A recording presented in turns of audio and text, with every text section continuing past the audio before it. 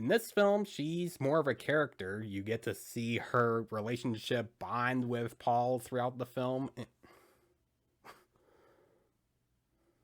Oh, look who decided to come see me review Dune Part 2.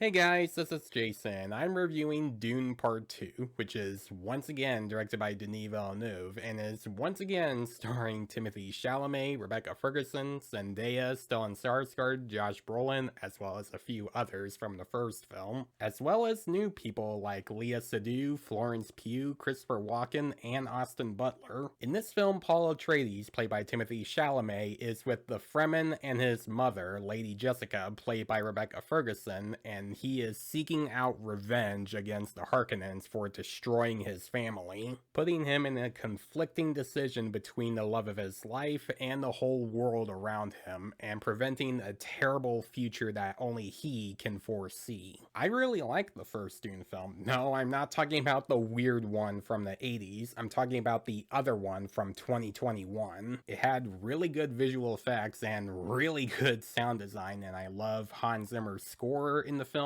and I think all the acting is really good in that film, and I think it's one of Denis Villeneuve's best films. Despite the fact that it did have some moments that feel like they were just there to build up on this film, and it can be slow at times, but I still think it's a really good movie. But I sadly did not see that one in theaters, and that was really because that movie came out at a time where COVID was still a big issue. But I did see this film in theaters, and I'm glad I did, and I'm glad Denis Villeneuve decided to come back to direct this film, because not only did he do a great job with the first film, but I think Denis Villeneuve is one of the best directors of our time, with movies like Prisoners, Enemy, Sicario, Arrival, Blade Runner 2049, Incendie. I think he's one of the best directors, and he's one of my favorite directors. Granted, I haven't seen all of his films, I haven't seen like all of his smaller films, but I've seen enough to know that he's one of the best directors out there, and he's made a lot of great movies in the past. And the same goes to Dune Part 2. This is a fantastic film from beginning to end. It's the kind of film that most movies in today's time should be.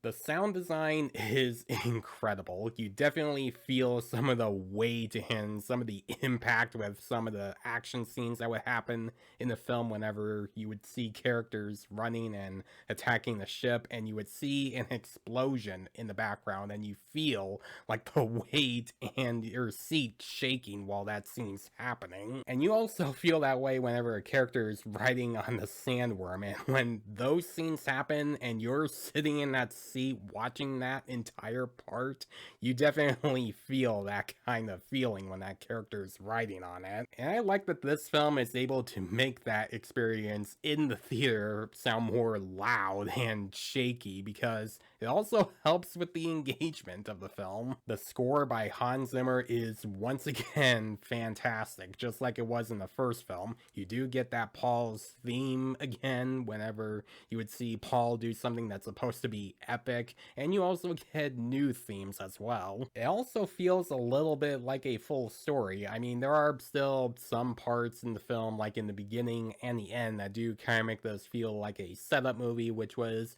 one of my only issues with the first film, because even though I still really like that film mostly felt like a setup movie, because that film had some moments that set up moments that happen in this film, and that movie also had some world building where you also learn more about the characters and what they do and the world that they take place in. While we now have this film, which even though it does have some moments that set up the next film, it still feels like a full story now that we got most of the setup done from the last film. And this film was also able to fill up some of the gaps that were left hanging in the first film. Like in the first film, Zendaya was only there for like a couple of scenes whenever Paul would start having dreams about her or having flashbacks of who she might be. And I liked her in this film this time around. I thought that she was a good character. I was interested in seeing her relationship with Paul grow, and I think she's one one of the best parts of this film. And everyone else in the acting besides Zendaya is still really strong, like in the first film, like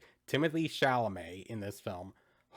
Holy crap, he is great here. I mean, I already liked Timothée Chalamet as an actor. I liked him in the first Dune, but this film, man, he is awesome in this film. And out of all the performances I've seen him give, I think this might be my favorite performance of his. And Rebecca Fergusson, Josh Brolin, Javier Bardem, everyone from the first film is still awesome in this film. And I also like some of the new cast they added for this film. Like, I thought Florence Pugh and Christopher Walken were both good in the film. Granted, they're not in the film that much. They're only in like the beginning of the film and in some parts halfway into the film, and they're mostly just there to resolve some things in the third act of the film and are pretty much going to be set up for something bigger for the next film if they decide to make a third film. And I saved Austin Butler's character for last because he is honestly one of the most intimidating villains in this franchise besides Stellan Skarsgard as the Baron. When he's first introduced, you can tell that he's a very creepy and slimy and threatening villain, and whenever he comes on screen,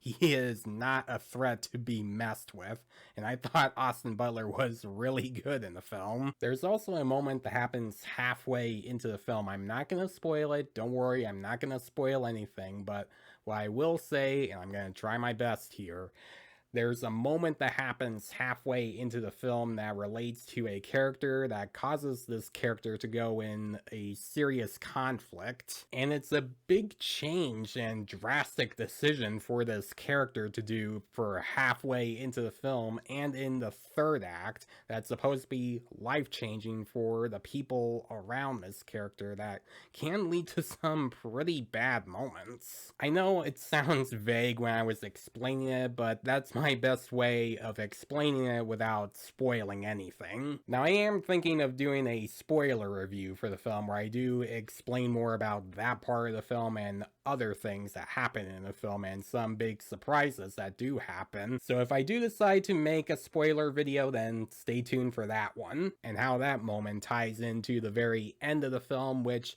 I really don't know how they're going to continue this story if they decide to make a third film. Because if they decide to make a third film, I'm excited for it. And if Denis Villeneuve decides to come back to direct it, I'm going to be even more excited for it. Dune Part 2 is an excellent movie with great acting, a great sound design, a great score by Hans Zimmer, and an ending that feels ambiguous and raises a lot of questions for what could come in the future. I actually like this a little bit more than the first Dune, and please go see this movie in the theater. Don't wait until streaming, don't wait until 4K Blu-ray or DVD or regular Blu-ray, just go see it in the theater, in the big screen possible.